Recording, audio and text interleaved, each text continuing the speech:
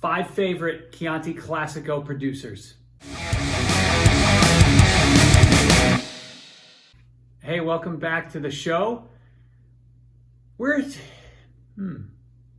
was going to try an alternate intro, but it's not working. Welcome back to Drinking It In. I am your host, Chris Cassara. We are here to help you know more and drink better. And we've been doing my series of favorite producers in certain DOCGs in Italy. And this time we're going to Chianti Classico, which I keep talking about as a secret weapon, an underpriced region, and something that is amazing with steak. And if you're in a steakhouse and you don't want to pay those California cab prices, you'll find a nice Chianti Classico and it'll blow your mind. So I'm going to go with my top 5, my 5 favorite, right? By no means is this comprehensive, right? There are plenty of producers out there that I haven't had.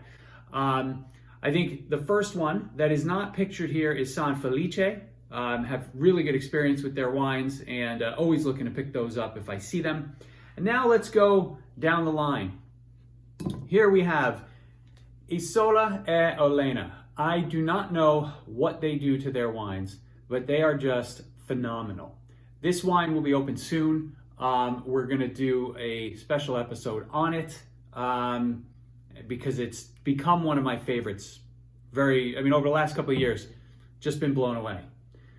This guy, Fontodi, the Vigna del Sorbo is this is their flagship, right? The Gran Selezione, right? It needs to be aged for longer than the regular bottlings. This is a 2011. We'll be opening this soon too. 2 other favorites are Nittardi. Now, you know the rule, right? If you've got wine that's wrapped in paper, it's got to be good. So this is no exception. It's not really true, but it is true for this bottle. Nittardi, amazing producer. And last but not least is a small one, the Castello Vicchiomaggio.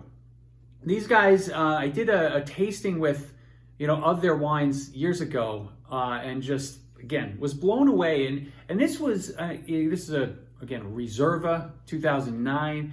So I've been into these wines for a while now, and I've just decided that we need to get this region more exposure, because people hear Chianti, they see Chianti Classico, all they hear is Chianti and something that's a little simple and maybe not something that they've really been enjoying over the years. But get out there and try yourself some Chianti Classico and report back in the comments, please.